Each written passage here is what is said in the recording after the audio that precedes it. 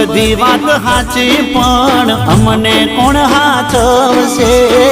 તમારે તો ઠીક દાડા અમારા ચમજા